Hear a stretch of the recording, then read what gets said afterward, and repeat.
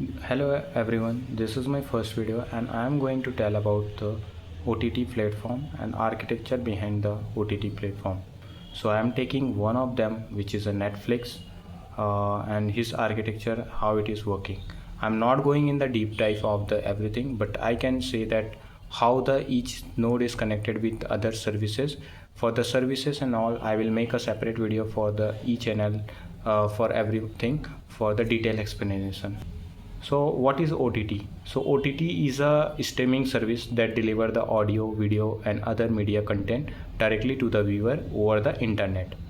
अब क्या होता है कि जो करेंटली जो ट्रेडिशनल बाईपास जो चीज़ें होती है उसको बाईपास कर देती है, जैसे केबल और सैटेलाइट प्रोवाइडर के थ्रू हम जो हमने टीवी में देखते हैं, फिर मोबाइल या फिर स्मार्टफोन्स में जो देखते हैं, तो उसको बाईपास करके एक नई जो थिंग जो इंट्रोड्यूस हुई है उसको बोलते हैं OTT प्लेटफॉर्म। इस OTT प्लेटफॉर्म को बनाने के लिए ये एक सॉफ्टवेयर प्रोडक्ट है, तो इस पे भी बहुत सारी चीज़ें जो एक आर्किटेक्चर डिज़ाइन होती है जो कि ये डिफरेंट सर्विस से कनेक्ट होती है, तो उसके बारे में मैं आपको बताऊंगा। So now I am going to tell like how it is actual work. So यहाँ पे एक क्लाइंट होती है, तो क्लाइंट क्या होता है? क्लाइंट होता है मोबाइल और लैपटॉप और या फिर एंड यूज़र जो कि हम लोग हैं, तो हमारे हाथ में मोबाइल एंड लैपटॉप होती है जो कि कनेक्टेड होती है। किससे कनेक्टेड होते हैं? AWS इलास्टिक बैलेंसर से कनेक्टेड होती है। अब ये AWS इलास्टिक बैलेंसर किससे कनेक्टेड होती है? API गेटवे से, और API गेटवे कनेक्टेड होती है application API, discovery API, so multiple जो APIs होती है उनके थ्रू कनेक्टेड होती है। और फिर ये सब चीज़ें कनेक्टेड होती है मोर सर्विस। अब मोर सर्विस के अंदर क्या होता है? मोर सर्विस के अंदर हमारे आती है स्ट्रीमिंग प्रोसेसिंग जो पाइपलाइन होती है, डेटाबेस होती है, कैशे मैनेजमेंट होती है, और ये स्ट्रीमिंग पाइपलाइन कनेक्टेड होती है हमारे इस अपाचे स्पार्क स्ट्रीमिंग क्लस्टर से होती है, इलास्टिक सर्च क्लस्टर से होती है, हुडूप से होती है, AWS से होती है, नोटिफिकेशन काफका कंज्यूमर से होता है, सर्च काफका कंज्यूमर से होता है, और ये सब चीज़ें पूरी बन के क्या होती है, हमारा एक बैकएंड का आर्किटेक्चर बन जाता है हमारे नेटफ्लिक्स का। अब मैं बताऊंगा कि AWS इलास्टिक लोड बैलेंसर क्या होता है। सो AWS इलास्टिक लोड बैलेंसर एक होता है, फ्रंट डोर होता है। जब कोई भी साइट में हम जो भी रिक्वेस्ट हमारी जाती है, तो सबसे पहले एक फ्रंट डोर होती है जिसके थ्रू वो हमारे इंस्टेंसेस को चेक करता है, एक हेल्दी जो इंस्टेंस होती है। अब वो हेल्दी इंस्टेंस क्या होती है? तो हम जब भी कोई सर्विस को हम अपलोड करते हैं सॉफ्टवेयर लाइक क्लाउड में, तो हमारे पास बहुत सारी एक इंस्टेंस क्रिएट होती है। अब वो इंस्टेंस के बेसिस पे क्या होता है कि हम वो चीज़ को प्रोटेक्ट करने के लिए एट अ टाइम अगर मल्टीपल यूज़र है, मोर देन 1 लाख और the 1000 of user going to access at its real time, तो उस चीज़ में क्या होगा कि हमारा सर्विस डाउन चल जाएगा। तो सर्विस को डाउन चल ना जाए और वो चीज़ें सस्टेन होके रहे, उसके लिए हम लोग क्या करते हैं? AWS इलास्टिक लोड बैलेंसर का यूज़ करते हैं। अब ये AWS इलास्टिक लोड बैलेंसर भी मल्टीपल टाइप्स के होते हैं, जैसे एप्लीकेशन लोड बैलेंसर होती है और एक नेटवर्क लोड बैलेंसर और अदर आर ऑल्सो देयर। सो ये किस पे काम करती है? जो हम एप्लीकेशन लोड बैलेंसर होती है वो काम करती है HTTP और HTTPS पे। अब HTTP और HTTPS क्या होती है? ये हाइपर टेक्स्ट ट्रांसफ़र प्रोटोकॉल होता है, और HTTPS होता है जिसपे हमारा SSL इनेबल होती है। तो SSL क्या होती है? SSL एक सर्टिफिकेट होती है जो कि हमारा सिक्योर चीज़ों, कोई भी डेटा हम जो भी सर्च करते हैं या फिर कोई भी डेटा हम रिट्रीव करते हैं, वो एक सिक्योर एक वे में इनक्रिप्टेड फॉर्म में और एंड यूज़र तक पहुंचती है, और लाइक अ ट्रैवल एक पाइपलाइन बन जाती है, सिक्योर टनल बन जाती है, तो उसके बेसिस पे काम करता है। सेम API गेटवे क्या होती है? API गेटवे होती है जो कि हमारा एक सेंट्रल पॉइंट होता है जिसमें मल्टीपल हमारी APIs होती है, जहाँ पे हमारा जो भी रिक्वेस्ट होती है, जो भी चीज़ें हमारी, तो वो सब चीज़ें API गेटवे पे होती है। और ये API गेटवे जस्ट लाइक यहाँ पे लिखा हुआ है application API, discovery API, sign up API और प्ले API। सो इस टाइप का बहुत सारी APIs होती है जो कि API गेटवे के थ्रू होती है। और API गेटवे में क्या होता है? सब सिक्योरिटी, ये सब चीज़ें, ऑथेंटिकेशन, ये सब चीज़ें चेक करते हैं। तो ये इस चीज़ के लिए API गेटवे होती है। सेम चीज़ें जब ये API गेटवे कनेक्टेड होती है हमारी API एंड पॉइंट से, और ये API हमारी क्या होती है? इसमें हमारी सर्विसेज होती है, और जो सर्विसेज क्या होती है? मल्टीपल जो सर्विसेज होती है जो कि हमारा डेटा को फैच करके लाता है और हमको दिखाया जाता है। तो मोर सर्विसेज में क्या होता है, ये मोर सर्विस एक टाइप की एक और सर्विस से कनेक्टेड होती है जो कि है डेटाबेस। अब डेटाबेस भी एक टाइप की सर्विस होती है जिस पे हम क्या कर सकते हैं कि हमारा जो डेटा रहता है यूज़र का वो स्टोर करता है।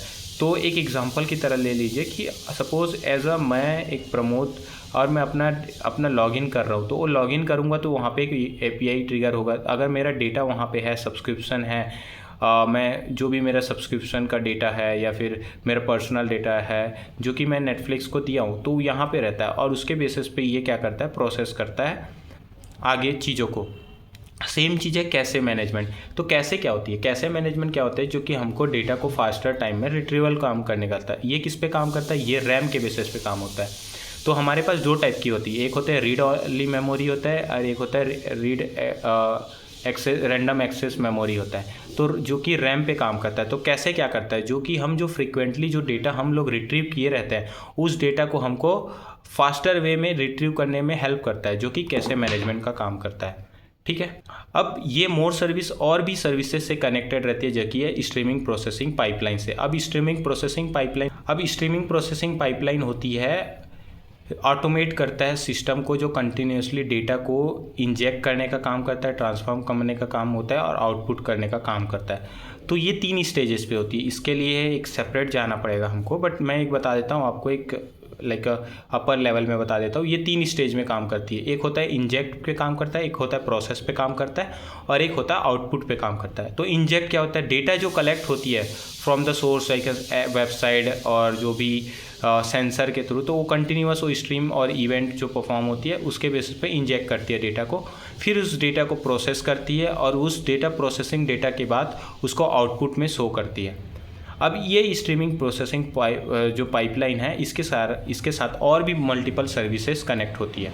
तो उसमें से एक सर्विस है AWS S3 होती है, एक हडूप है, इलास्टिक सर्च क्लस्टर है, अपाचे स्पार्क स्ट्रीमिंग क्लस्टर है, नोटिफिकेशन काफ्का कंज्यूमर होता है, सर्च काफ्का कंज्यूमर होता है।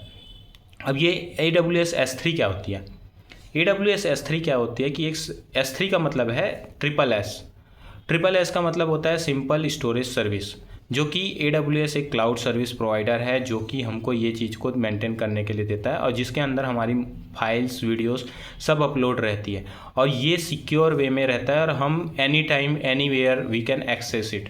सो AWS S3 का काम ये है। सेम हडूप क्या करती है, हडूप एक डेटा प्रोसेसिंग टूल है जिसके थ्रू क्या होता है कि हमारा जो लार्ज सेट ऑफ डेटा रहता है उसको छोटे छोटे टुकड़ों में चंकिंग करके उसको चंक करके हमको डेटा को रियल टाइम में स्ट्रीम करने में हेल्प करता है। जो कि अगर हमारा डेटा अगर मान लो जाए 15 MB का है और 15 MB का डेटा मेरे को अगर 2 सेकंड रेंडर होने में स्ट्रीम होने में टाइम लग रहा है तो there is a latency on that. So वो लेटेंसी को कम करने, लेटेंसी मतलब क्या हो गया, टाइम ज़्यादा लगेगा। अगर उस टाइम को कम करना है तो उसके लिए क्या करना पड़ेगा कि ये हडूप क्या करता है, उस डेटा को प्रोसेस करता है छोटे छोटे टुकड़ों में और उसको स्ट्रीम करने में हेल्प करता है ताकि एज अ एंड यूज़र को ना लगे कि कुछ ऐसा लेटेंसी है या फिर लैगिंग नहीं है, बफरिंग, ये सबको अवॉइड करना है। अब इलास्टिक सर्च क्लस्टर क्या होता है, इलास्टिक सर्च क्लस्टर वो होता है एक कलेक्शन ऑफ द बहुत सारे सर्च नोड से कनेक्टेड रहते हैं सर्वर्स के, जो कि एक साथ काम करता है शेयरिंग, डेटा को शेयर करने का या फिर इंडेक्सिंग टास्क को परफॉर्म करने का, स्केलेबिलिटी के लिए हमारे पास काम होता है, जो कि रेजिलियंस के लिए होता है, परफॉर्मेंस को मेंटेन करने के लिए होता है। तो एक टाइप का क्या बोलते हैं इलास्टिसिटी रहता है जो कि सर्च करने का काम होता है। तो इलास्टिक सर्च क्लस्टर का ये एक काम होता है। तो सेम चीज़ है हमारे पास स्पार्क, जो अपाचे स्पार्क स्ट्रीमिंग क्लस्टर। अब ये क्या होती है, ये होती है एक डिस्ट्रीब्यूटेड क्लस्टर सेटअप होती है जिससे हमारा रियल टाइम डेटा जो भी प्रोसेस होती है, जॉब जिसको हम लोग बोलते हैं जॉब, जब वो छोटे छोटे टुकड़ों में चंक हो जाता है तो हम उसको बोलते हैं जॉब होता है। और जो कि किसके थ्रू होती है, अपाचे स्पार्क स्ट्रीमिंग के थ्रू होते हैं। तो अपाचे क्या है, एक सर्वर है, तो उस पे बेसिस पे हमारे जो अपाचे स्पार्क स्ट्रीमिंग होती है जो कि कंटिन्यूअस डेटा को स्ट्रीम करने में काम करता है और ये चीज़ें होती है रियल टाइम सॉकेट के थ्रू होती है। एंड ये पूरा डेटा जो होती है इसको माइक्रो बैच में, जो भी हमारा लार्ज अमाउंट ऑफ डेटा रहता है उसको माइक्रो बैच में, माइक्रो मतलब छोटे छोटे टुकड़ों में करके हमको प्रोसेस करती है। सेम चीज़ है हमारे पास नोटिफिकेशन काफ्का कंज्यूमर। तो नोटिफिकेशन काफ्का कंज्यूमर क्या है कि नोटिफिकेशन काफ्का कंज्यूमर क्या करता है कि हमको जो काफ्का कंज्यूमर जो टॉपिक रहता है वहाँ से डेटा हमको ला के रीड करता है। अब ये काफ्का नोटिफिकेशन जो काफ्का कंज्यूमर टॉपिक है उसमें डेटा राइट कौन करता है, काफ्का कंज्यूमर राइट करता है उसको। तो वहाँ से वो डेटा रीड होती है एज अ कंज्यूमर के थ्रू और वो डेटा राइट होती है प्रोड्यूसर के थ्रू। तो ये चीज़ों का एक फर्दर पूरा डिटेल एक्सप्लेनेशन जाऊंगा, जो कि अभी मैं एक वीडियो लॉन्ग हो रही है तो उसमें मैं ये मेंशन नहीं कर रहा हूँ। सेम चीज़ है सर्च काफ्का कंज्यूमर में। सर्च काफ्का कंज्यूमर में क्या करते हैं कि जो भी एक कंज्यूमर के थ्रू जो भी हमारी जो डेटा लाइक प्रोड्यूसर के थ्रू जो भी डेटा हमारा रिटर्न हुआ है तो उस चीज़ को सर्च करने में और उसके बेसिस पे हमको इवेंट ट्रिगर करने में हेल्प करती है, जो कि है सर्च काफ्का कंज्यूमर। और ये पूरा फ्लो बन जाता है टोटल OTT प्लेटफॉर्म, एक नेटफ्लिक्स जैसे OTT प्लेटफॉर्म का पूरा एक बैकएंड आर्किटेक्चर, जो कि हमको रियल टाइम में शो होता है, जो कि बैकएंड में प्रोसेस होता है, जो हम देख नहीं पाते। Thank you.